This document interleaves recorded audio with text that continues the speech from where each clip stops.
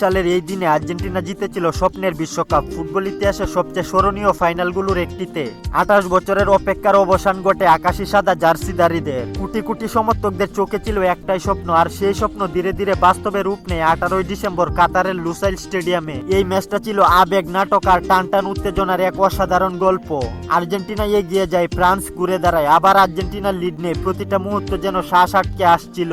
নির্ধারিত সময় ও অতিরিক্ত সময় শেষে লিওনেল মেসির জোড়া গোল আর এমবাপ্পের হ্যাটট্রিকে 3-3 গোলে ড্র হয় ম্যাচ। এরপর টাইব্রেকারে এমিলিয়ানো মার্তিনেজের অসাধারণ দক্ষতায় স্বপ্ন পূরণ হয় আর্জেন্টাইনদের। আর্জেন্টিনার এই মহাকাব্যের মধ্যমণি ছিলেন লিওনেল মেসি। শৈশবের স্বপ্ন, দীর্ঘ সংগ্রাম, সমালোচনা আর ব্যর্থতার কঠিন পথ পেরিয়ে অবশেষে তিনি ছুঁয়ে দেখেন তার কল্পনার বিশ্বকাপ ট্রফি হাতে লিওনেল মেসির চোখের জল শুধু একজন খেলোয়াড়ের আনন্দ নয়, বরং একটি জাতি আর একটি প্রজন্মের অনুভূতির প্রকাশ। এই জয় শুধু একটি ট্রফি নয়, এটি ছিল বিশ্বাসের জয়, ধৈর্যের জয় আর কখনো হাল না ছাড়া মানসিকতার জয়। 2022 সালের এই দিনটি আর্জেন্টিনা ভক্তদের কাছে চিরকালের গর্ব আর ফুটবল প্রেমীদের জন্য এক অবিস্মরণীয় ইতিহাস হয়ে থাকবে।